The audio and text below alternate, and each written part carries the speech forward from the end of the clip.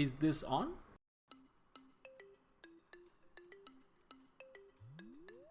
Hello, all. Welcome to another episode of Is This On podcast. I'm your host, Karthi. Today, we are going to talk about a very relevant topic for all of us: how to navigate the current job market during this pandemic times. I have my friend here with me on Google Meet, Mr. Vignesh Raja. During this podcast episode, you will learn what is happening right now, how to prepare yourself for the future, whether you are a young professional who has stepped into the market or if you are a seasoned professional who is looking to break out. In few minutes, you're going to hear from Mr. Vignesh, who has some interesting and unique perspectives on these topics and much more. Welcome, Mr. Vignesh Raja. Hi, thanks, Kati, for having me here. Let me give a quick roundup about me. Um, I am Vignesh Raja. I have been working in the industry for the last 15 years after my graduation from BITS Pilani. So I'm a MMS or a management graduate. Over the last 15 years, I've worked in very many industries. My first stint was at Frost and Sullivan, where I had been a research analyst working on understanding the nuances of the market and industry and its dynamics. It was a great way to start my career because I was initiated into the world of business and getting to understand the wide variance of how the micro and macroeconomic world unfolds. And post that, I've worked in a variety of roles where I got to understand the business and the industry dynamics uh, unfold in front of me.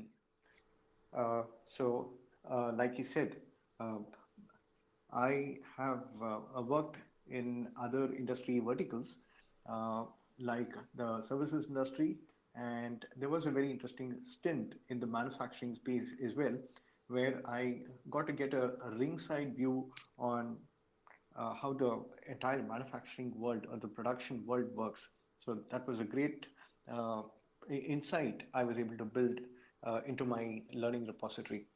And the last 6 years, I had been working in an e-commerce company, which was focusing on the rural markets. So interestingly, both e-commerce as well as the rural markets were very new to me, which meant I had to really start from scratch in terms of how these industries operate and work. And trust me, these 5 or 5.5 years have been uh, abound with knowledge, where you get to interact from the market in a very many interesting way. So I would say the learning was amazing, especially when you get to the rural markets or the hinterlands of India, where the way business operates is completely different from how the urban industry works. And so that's a very quick brief about my corporate careers. And from Jan 2020, I realized that I want to step away from the corporate rigmarole. And ever since I've stepped into the world of you could rather say the gig economy. So where I have been focusing on training, teaching, coaching, and consulting.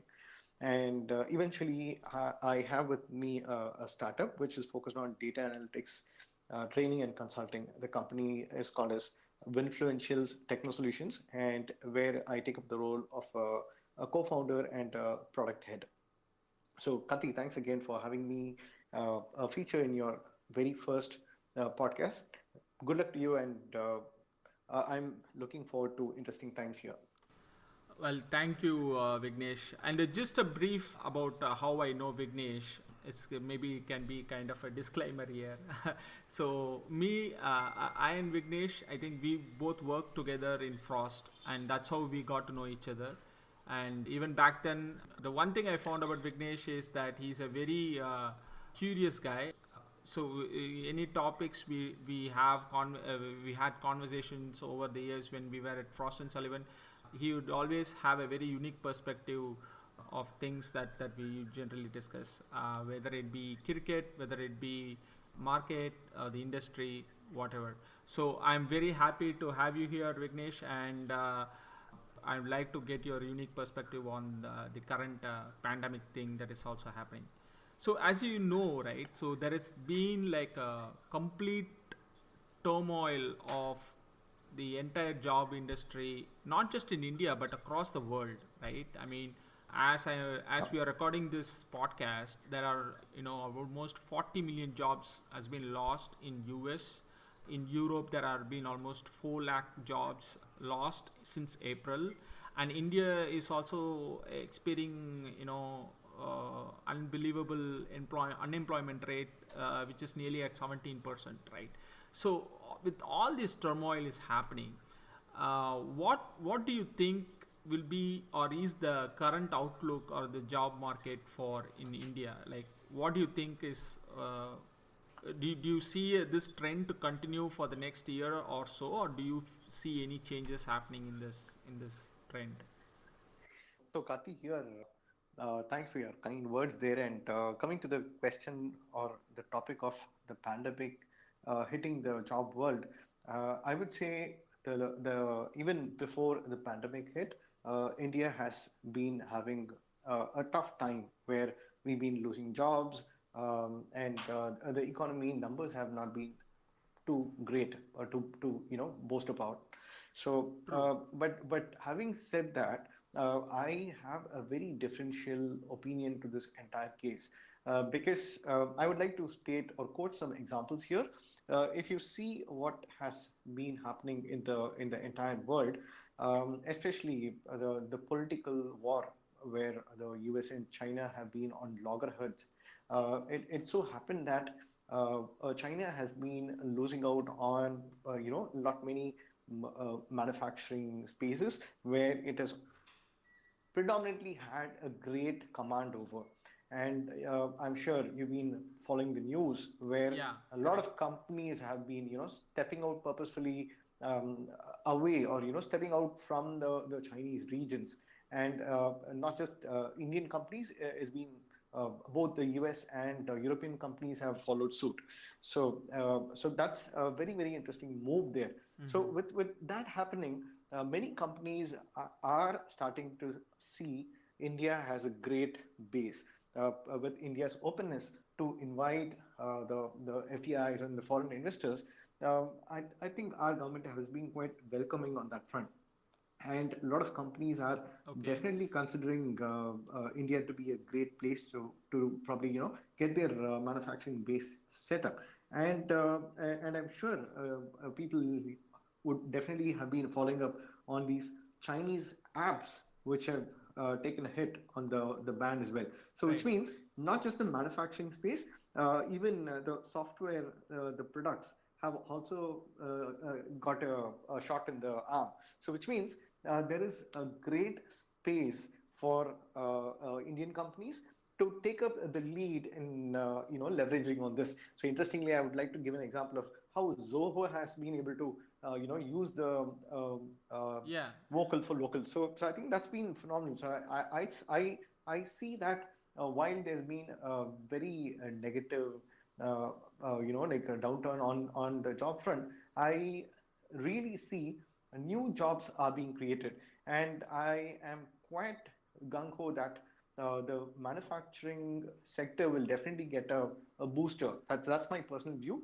I mean, but like you said, in the short run, they've been having very, very tough times, especially where because of the when the pandemic hit hard, all the guest workers they had to leave to their hometowns, and it's been a very tough time.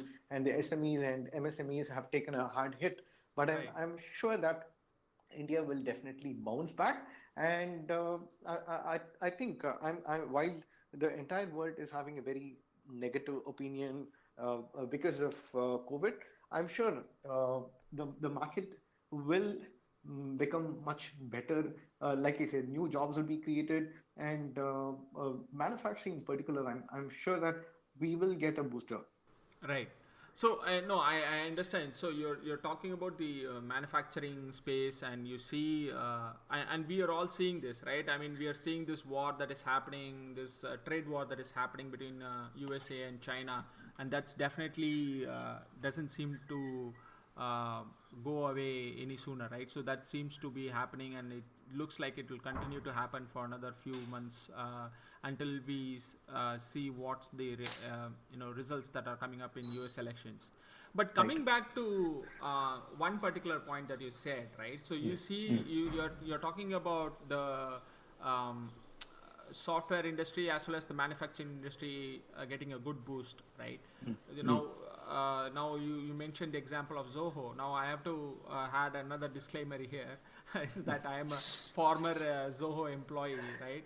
And I kind of understand Zoho's point of view, but Zoho is a very unique case, right? Because what I feel is like, and I've seen this, and when I speak to other people also, they always seem to pick up these few companies. Like for example, they pick Zoho and they talk about Zoho.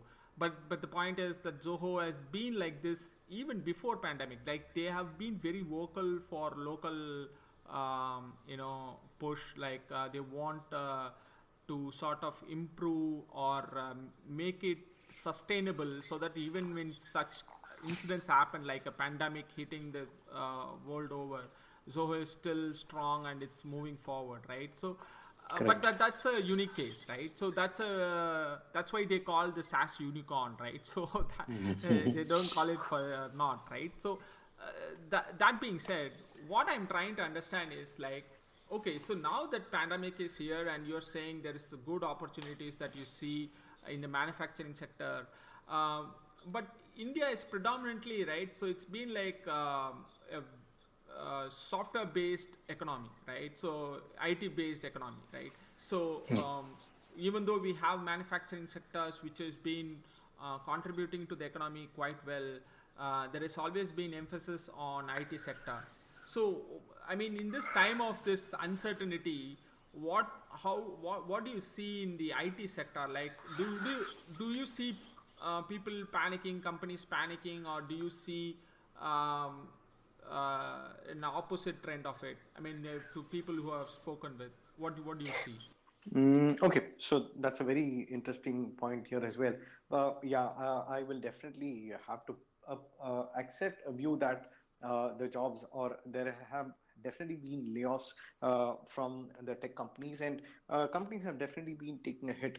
But like I said, it doesn't mean that the companies are not recruiting people. In fact, what I've seen is the job shift is happening. So I can see that companies are taking up a very differential stance. So, like I said, the artificial intelligence and machine learning and things about data science are becoming. I mean, those entire spaces are being accelerated.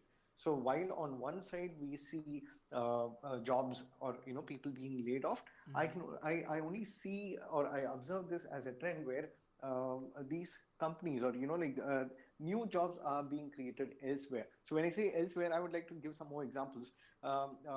Digital. So here, just think about it. For the last 2-3 months, people have said that like, okay, everyone has got to be working from home. So it doesn't mean that the companies have stopped to work. So it's only the technology has gone on to prove that even through a remote network or a virtual mechanism, people can still work. And there have been very interesting statistics which goes on to say that the employees have been much more productive than the times when they would have landed up in office. Can you beat that? Yeah, yeah, I've seen that similar statistics too. I understand that. Yeah. So, but I mean, is it like, if coming back to what I was talking earlier, right? So I understand what you're saying. So you're saying that people are becoming more productive than they were before, and um, because of this technological advances of Skype and Microsoft Teams and stuff like that. So the companies have able to now leverage those technologies, those tools, to sort of drive more productivity, which is fine. But from a job perspective, right? So has the market started to course correct itself? Because I mean previously we have seen, right? So previously IT industry, it's always been this and predominantly like we have been in the service side of it, right? India is known more for its IT services than IT products. IT Right. products, you can just like there will be very few companies which are doing quite well and have gained notoriety, like Zoho, for Mm. example, right? Mm. Mm. Um, but predominantly we have played in the IT services sector. So with IT services sector taking this broader hit, right? How do you see that? I mean, I mean, there have been instances where people have been laid off. So, for example, right, Mm. the big three, Wipro, TCS, and HCL, has combinedly fired over 9,000 people, employees, or they have let go 9,000 employees, right? Mm. Um, even like medium sized companies have stated letting go people, like for example companies like Hexaware, NIT, Emphasis, they have all had to let go people, around 1,000 people they have to let go, because these are all based on billable hours, right? So Right. how is that, like, so what is the, if I am an employee of this company, right? Mm. I mean Mm. I would be a little bit worried. So how would I improve myself, or how do I sort of position myself, because there is nothing that anybody can do in this situation, right? The Right. companies, they have an obligation to make it sustainable. They have to keep the company sustainable in the long run. So they are to they have to or they are kind of pushed to the point where they have to take these drastic steps to reduce the workforce and try to make it more easier to run the company, right? Because they have their primary obligation to make it sustainable. But as an employee, what are the things that one should be doing to sort of navigate through this, I don't know what to call this whole mess of things, right? So what do one do in that situation? Do they search for a job, or do they just go ahead and upgrade themselves? Because like you see, there are a lot of advertisements are also happening, Mm. right? You see, Mm. Mm. there are coaches, there are people who are saying that, oh, you do this course, you will get this job in future. This is guaranteed because of this pandemic. The job market is going to change. The needs is going to change. The as it is before pandemic, that itself was a big confusion. Now it has added more. It's like more confusion right now. So how do you, what is your thinking here? So Karthik, very interesting points there. But I would like to again quote some very interesting shift which is happening in the industry. So Please do. because of the COVID and the entire scenario, so I see digitization and digitalization happening in a very big way. So I'm sure these are very straightforward terms. So a company or a manufacturing company which realized that sitting from, or probably if I were a manager or a senior manager, or probably a person um, um, required to visit the factory every day to just get an update. So that is definitely not going to happen. So whereas with all of these IoT automation and some emerging tech, we have this opportunity to get as much information sitting from the comfort of home. So I think these are very Right. interesting times. And Right. so this is one scenario. So like I said, I um, as a person leading a company, I will need to be updated on what's happening in the industry. So which means there is a lot of new tech which a company which in pre-COVID times wouldn't have explored, starting to explore. So this is a very interesting shift which is happening. So adoption of technology in manufacturing, or like these industries are happening in a quicker pace. And another trend I would like to offer here is areas like digital marketing. So think about it, because of social marketing, the social distancing, we see that the typical sales guys or the field force who used to be they're on the field, so they are completely off, or probably they are there on very limited, Right. the PGP routes. So which means, but still the company understands that while I cannot be on the field, I still have to reach out and communicate to my customers so that I can beat the market. So which means there is a great shift where companies are adopting to digital marketing in a very big way. So where companies are putting money, I mean, the shift has always been happening, but at a very very small pace. But think about it. Now companies are comfortably putting in as much money towards these initiatives so that they can stay quite close to their customers and reach out to their customers from wherever they are. So I think these are very, very interesting trends which are happening. So coming back to your earlier question on what anyone needs to be doing, I would say look at these trends and look at how would you want to capitalize yourself. I understand that you may have worked on development or testing or any other industries. I would still say you got to be aware of what's happening in the space and which area would you want to be skilling yourself up. So like I said, data science is happening in a very big way. So which means are you looking to focus on any of these areas like R, Python, or any of your data modeling tools and get yourself up to speed? Because I understand that companies or certain companies also have been hearing that they have been offering either their L&D courses or giving access to Coursera free for their employees or at a very subsidized cost so that the employees can benefit from them. So I would really recommend that you go for it. Try to stay updated on these areas and get yourself skilled up. So I think that's a key message I would like to offer here. And another point I would also like to keep you posted is you shouldn't really panic on it, because at the end of the day we are moving towards a world of a gig Right. economy. So which means these are very interesting times. You never know whether like there is going to be a permanent job. I mean, I'm not going to scare you off, but this is going to be the reality. We have really moved away from the times where our parents or grandparents used to be stepping into a company, work there for like 10 years, 15 years, 20 years, 30 years, and retire with the pension and then step back home. But Right. but I think these are dynamic times, and I don't foresee this happening anyway in the future. And another thing I would like to let you know is why would you, as an individual working in a company having amazing years of experience, why would you want to always look for another job? Why can't you look for starting something on your own?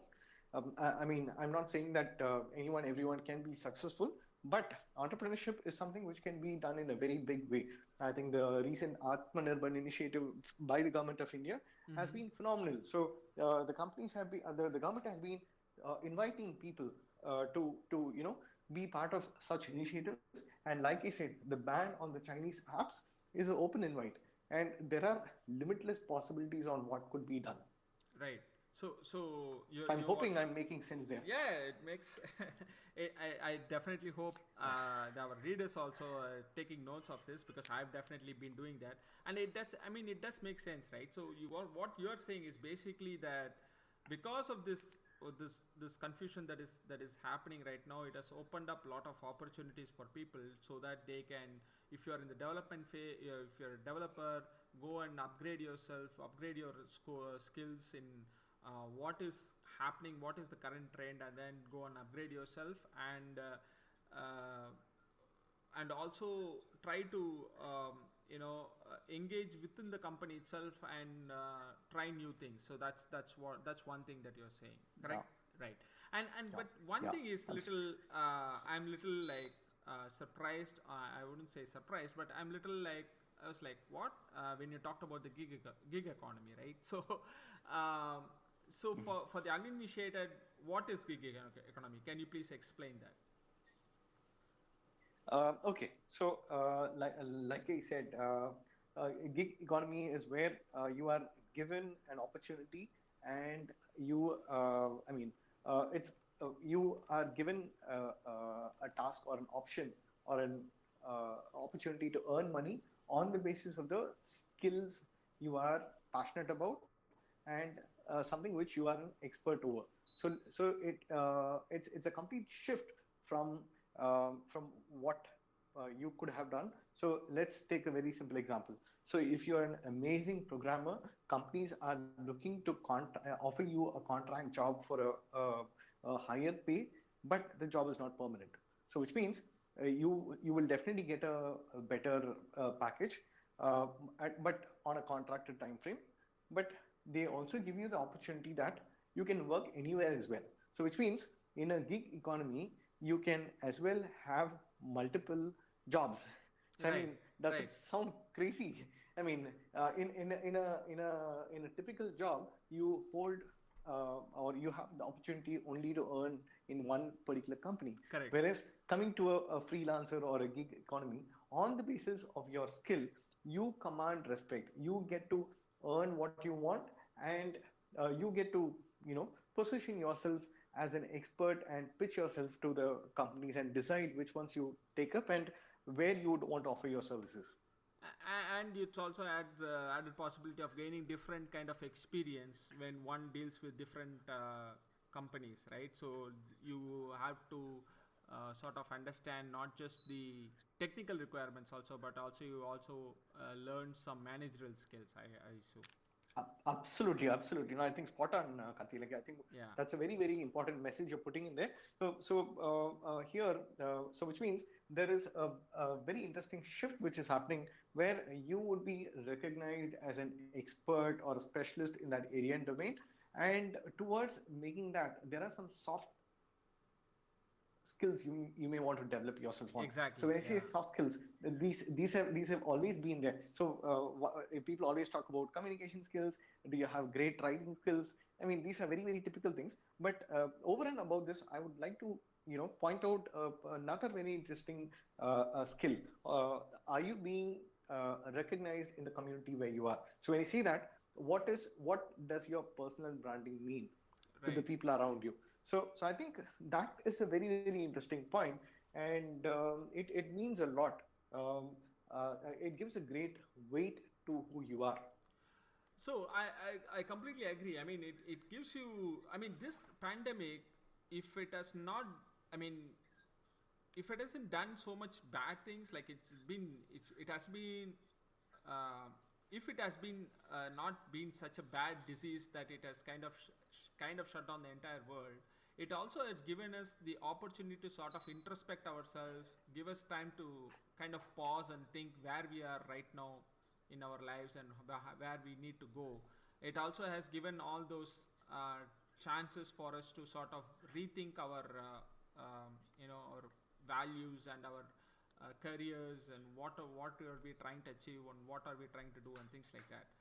While that is all great, now one thing I have is for an lesser experienced employee, right? So for a guy who has just gone into the market or is about to enter into the market, for example, if you look at the current engineering graduates or not even engineering graduates, any graduate who's trying to enter into the job market right now, and specifically in India, right?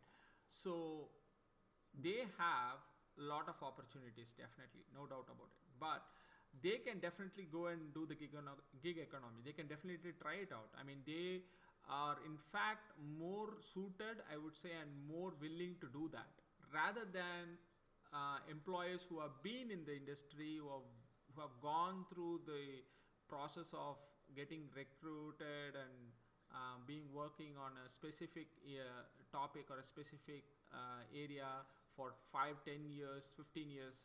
Like, for them to go to do a shift from that to a gig economy, like a monumental change for them, right? It's like a life altering event for them, isn't it? So how do you see, like, Yeah. should they also do this jump? I mean, or what is the path for them, for those folks? So one thing which is definitely certain is the ability to stay curious and stay updated on the current. Sharpen your knives. I think that's something which is very, very critical. Right. So I would say, irrespective of whether a person is a fresher or a person who has probably like a few years of industry experience, the one specific thing they may want to look at is uh, be aware on what's happening in the industry. So I think that's a very very interesting step, because many times Right. we see that people take up a particular role, and they kind of get slotted in such roles. So I would really think it might be a great idea for employees to see where they fit in that organization. So Okay. what is their value proposition? So like what we have been talking about, introspecting in their personal lives, it might be a good idea to assess their position in the company where they operate. So what is the value proposition they are doing, and how are they perceived as value creators in the organization? Because Right. like I said, what you did mention, or picked up on, the like a few years of experience, they are you never know what could happen, because if they've been asked to step out, so it's going to be a very very challenging position. So but the first important thing is the mindset. So everything starts in Right. the mind. So Right. I would say, in these situations, I would really urge people to be aware that anything could happen. So just Okay. come to that particular, I mean, stay practical, stay pragmatic, and be realistic. So I would say the first step is accept it. I mean, that's the reality, because whether you like it or not, anything could happen, and for no fault of yours. But be prepared for it.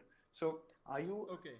ready to, take up an alternative, or Right. like if such an eventuality happens? So I think, I would say, irrespective of the number of experience, or whether a fresher or a very seasoned campaigner, the mindset, having a very very positive and driven mindset, is something which is very very important. Okay, yeah, I get that. So what you're saying is, for the folks who have sort of got entrenched into this kind of position, they should start thinking and mentally prepare themselves for the any change that they might foresee in the future. That's what you're Correct, suggesting. correct, Okay, good. correct, correct. So, can you talk about your own journey of starting a company during pandemic, and what kind of experience did you have, and what did people say when you met them during your course of work? I stepped into the space on Jan 23rd. I mean, that's the exact day when I decided to step into this particular space. So, which means it gave me almost Jan, Feb, March. So, for me personally, it gave me a great level headedness. It gave me, working from home, I was kind of prepared for it. So one thing I have generally seen is, when I interact with people, I realize that people, I mean, like when I say with people who've been working in the industry, and then suddenly because of pandemic everything changed, I sense that people were kind of struck by it, because they realized that it was something which was very very out of the normal. So that was something which I sensed, and people were undergoing a lot of stress. So while you would have thought working from home was a luxury, or was a lovely thing to happen, but I kind of sense from the people whom I interacted with, they seem to undergo a lot of stress. I mean, that's something which was kind of crazy for me. And coming to the industry front, I see that the adoption, or moving towards technology, was something which was amazing. So just imagine, when you say schools and colleges taking up to the online mode. So that's like crazy stuff. I don't know whether they would have even believed beyond the blackboards. So I think, I would say, the pandemic has actually been a boon in a very different sense, where the technology, or adoption to technology, was accelerated during this period. Don't you think so? Right. I mean, yeah, I completely agree. I mean, technology, a aspect alone has, I feel it has gone leaps and bounds in terms of what could be achieved or what can be done, right? Because previously companies were, and this is my perception and from based on what I have seen and what I've read, right?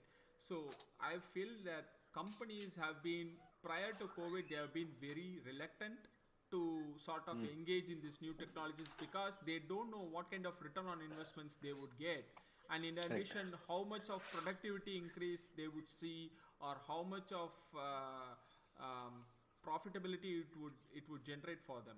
But right now, with all this with this COVID, being from an uh, kind of a theoretical case to actual practical scenario, companies have like gone kind of like full steam ahead and Mm. started employing all these news and new tools and technologies, which has definitely given scope here. I completely agree. Let me ask you, so because you said you have interacted with people and you have been delivering webinars, right, Mm.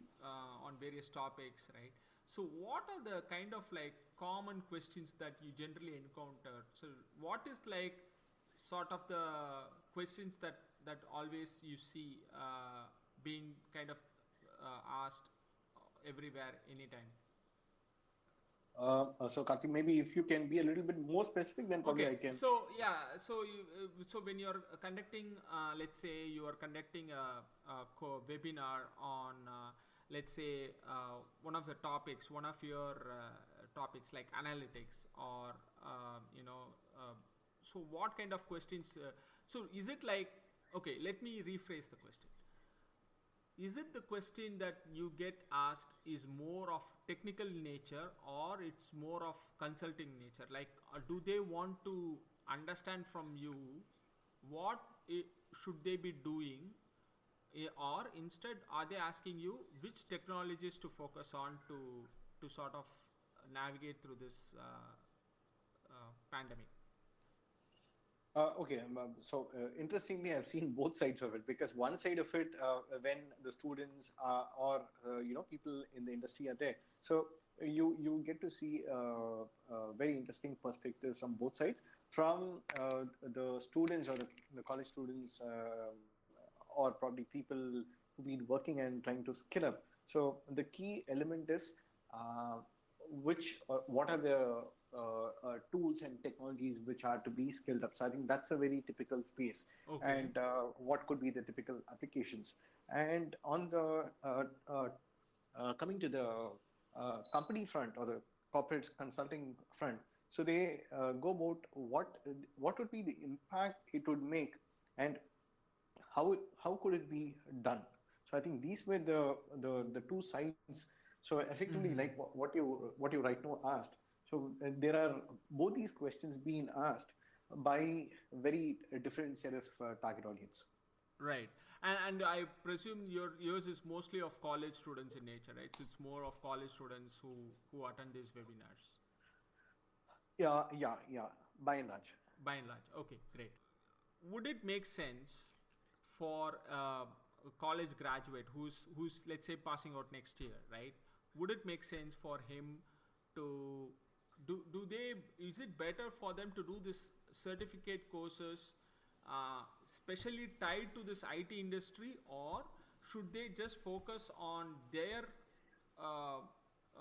vertical, and then try to sort of make sense of where IT fits into this and what kind of courses to do, because there are like tons of courses out there, right? So what would you Hmm. suggest?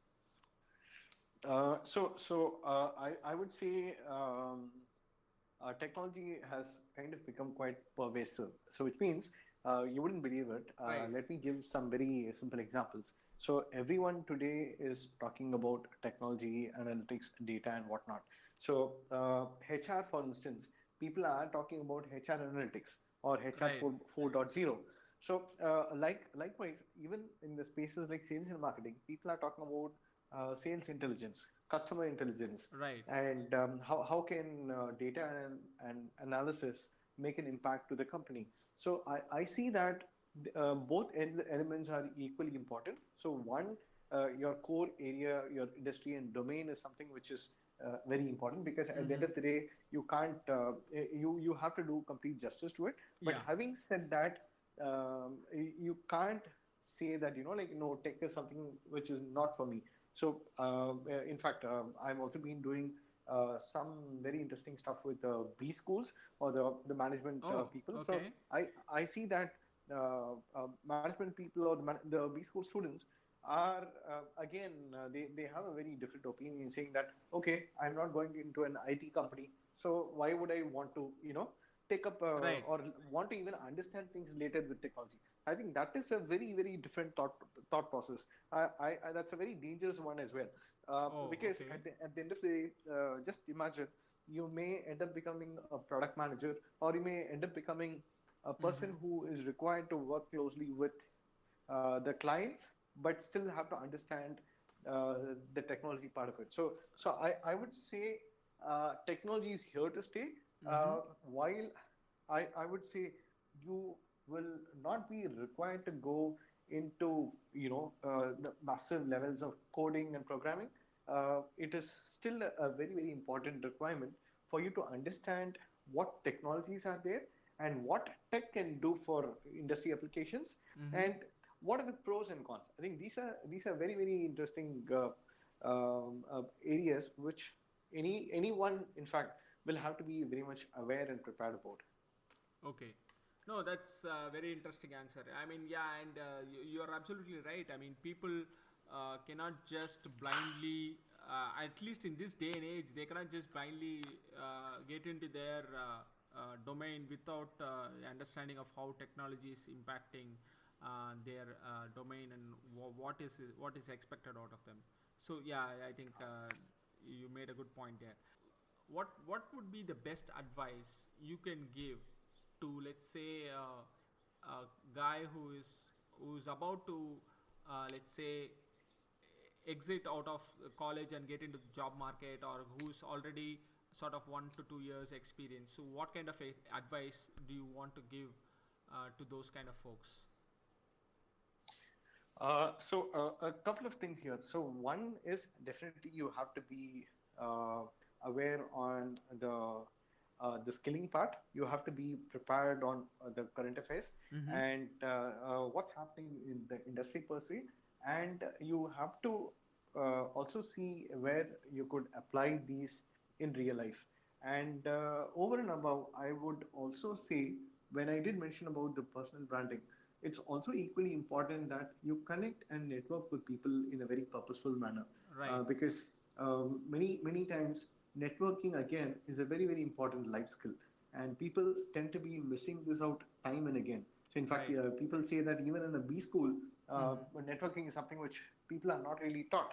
So I would really urge that Mm-hmm. people, whether they are just stepping into the corporate world, or probably people who are already been in the job market, to connect and network with people, because you get to understand and learn from people who are Mm-hmm. peers, and probably who have been there, done that, and extend your network. So I think that's I mean, so when you see that, I'm not saying that you have to send a LinkedIn request and add anyone everyone you see. That's So the the funny thing, that's what is kind of happens, right? I mean, you see, I mean, I have seen like requests coming in from people unknown to me. I mean, I've no common ground. I don't know them. I mean, but I do get a lot of requests. It's like this. It has kind of, for me, sometimes it feels like it is like kind of this funny Facebook request, like that you don't know anybody, you just get the request. Like, I mean, why do you want to connect with me? It doesn't make sense. Yeah. No, I completely agree with you on a couple of points. Yeah, so people don't really understand how your professional networking works, and which is where I did mention the term about purposeful networking. I'm not saying that go randomly add people. No, that's not what I did. So it's when I say purposeful networking, try to see first, how can you be a value creator? How can you give back to the community? And how can you give to the other person? So do not always look to see that, okay, you know what, when I connect with that person, I can get a job. So I think that's a very wrong mindset. Try to see how you can offer some Exactly. Yeah. interesting view to the other person. So I think that's a very important point, Exactly. because Yeah. otherwise you'd be seen as a very selfish person, and you may not be much appreciated. So, and I would really urge that you send a note as to why you've reached out and give Yeah. some background so that people understand that, like, okay, this is why a person is looking to, reach out, and how you will probably, give value as well. Yeah, I mean, you kind of nailed it on the head. I mean, it definitely makes sense to me, at least when you say that you need to give some context to why you want to reach out to me, and connect with me. Why do you want to do that? So that is something that is really missing, I feel, because Uh, people also sort of tend to misuse the tool. I mean, I wouldn't say misuse, Correct. but they don't understand the value of the tool, and they just go ahead and do this funny random request to people in LinkedIn. So, and this is my theory. I think they generally do this, and I've given a lot of thought to it. I think they generally do this is because they look at the companies that people work for, and if it's in their target, right, then Yeah, they yeah. immediately send us a request. Okay, he's working in this Ups. company, I want to be in the company, let me send out that request, and let him figure out whether he wants to connect with me or not. So if there are Absolutely. 500 people in that company, you send invitations to 500 people, you're bound to get one acceptance at least, and then once you get that accept, then you try to push the resume through that. And this is something that I've seen in my personal career as well. I've seen this work. I mean, only through social connects you are able to actually um, realistically, as well as uh, more in the sense of like what you really want to achieve, right? So where you really want to go, where you really want to work. Social connect really helps in that scenario when you're trying to get Mm. into a certain company. And I've seen this personally in my career. It has happened to me as well. I knew a friend of friend, and I asked him to see if there are any openings in this particular company. I've sent the resume to him, and he was able to connect me, and I was able to get into it, right? So uh, Mm. in this age, while we are not able to venture out quite often, and we are kind of restricted within our home, and we are trying to do this digital outreach, how Mm. far should the outreach be, or how less the outreach should be? Where is the middle ground here?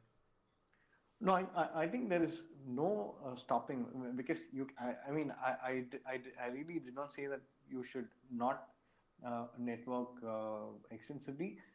It's all about you do. I mean, my only view is, are you doing it in a very purposeful manner? Are you doing it in a manner which is sustainable? So that's about it. Right. So for instance, let me give a very simple example. So if I were to receive an invite, Right. which is very very curt, and I can also see adequate number of probably mutual connects. That's then probably I would consider accepting that invite. Right. And had there been some groups where I am connected with people, so possibly that, which means there is a match in the way I could possibly get to understand. So, like I said, the communities or the groups in the LinkedIn. So, I think these are a couple of ways by which people get to, learn from each other. So, I Right. think I would not really put in any number or anything. Mm-hmm. Just see to it that you are engaging it in a very sensible manner. I mean, I would say common sense is best. Okay. and Okay. and as long as you are quite connect, I mean, when I say um, uh, active in the LinkedIn, in by offering either comments to people's posts, and are you being quite active by way of writing some insightful pieces? Are you giving some very interesting posts? Right. I think so. I really don't think a number matters at the end of the day. Right. I mean, yeah. Okay. I get what you're saying. That makes a lot of sense to me, at least. Yeah, definitely. And I hope the readers are also able to understand this particular point very well. And you have also been very clear in explaining how people should. I think the best way you put it, I think, was that you said that they have to do it very purposeful manner. They shouldn't just think of this as a one-way ticket to Yeah, get what they want, but rather it should be sort of a give and take thing. So absolutely, that's absolutely. that's Spot a on, very spot on. that's a good point, Vignesh.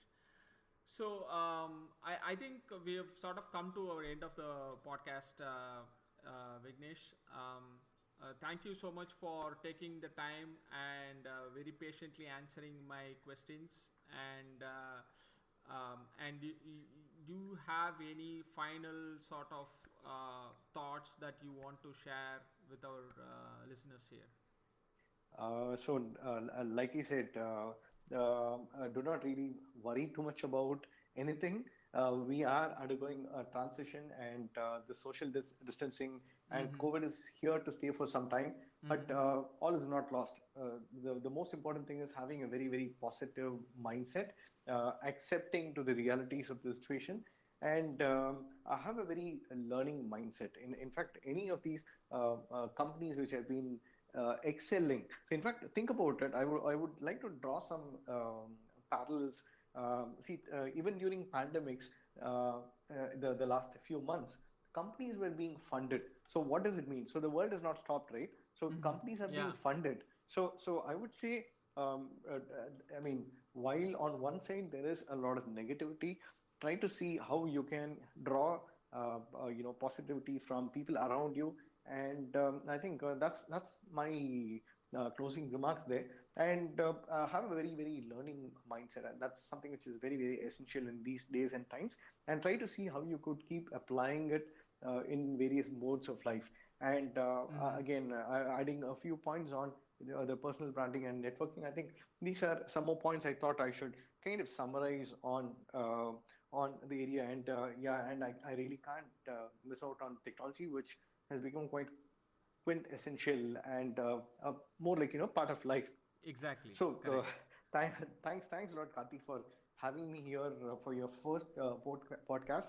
I'm very, very excited, and it's a great honor and pleasure to be here interacting with you and sharing my views on the very interesting questions and the format you brought in here. And I really wish this brings in a lot of value and perspective to the listeners you have, and wish you loads of luck. Thank you, Vignesh. Thank you so much for your kind words. And yeah, I hope that listeners listen carefully to all your very interesting and very unique points that you have laid out for people who have or about to enter into the job market or already in the job market. But I think overall, I think what you clearly said is that you need to have three things in common, like whether it doesn't matter whether you are about to enter or you're just entered or already in the market, which is uh, have the thirst for knowledge, have that curiosity always, have a sort of a very um, uh, be ready for change and don't Yeah, view the change as something negative yeah, in a negative limelight. And finally, um, build social connects which could not only uh, enrich your life but also make sure you enrich the lives of the people you connect with. So I think those are three absolutely. interesting points that you have brought to this discussion. And thank you so much, Vignesh, for taking this time. And hopefully we will be able to meet again, and we will be able to do another podcast and number of more podcasts in the future. I hope there is a lot of scope here, I feel. So um, Th- yeah, so Thanks. Thanks a lot, Kathy. I'm really looking forward to it already. yeah, thank you, Vignesh, thank you so much. And with that, we come to the end of another exciting and insightful podcast. I'd like to thank Mr. Vignesh for his time. And if you want to reach out to him, you can do so at vignesh.raja@gmail.com. If you like this podcast, please feel free to share it with your friends and family. You can also follow this podcast via Apple Podcast and also through Google, Stitcher, Spotify, and wherever you get your podcast from. I would like to thank Anchor.fm for creating this beautiful platform to host not just my podcast, but also an array of very interesting podcasts about sports, business, humor, science, etc.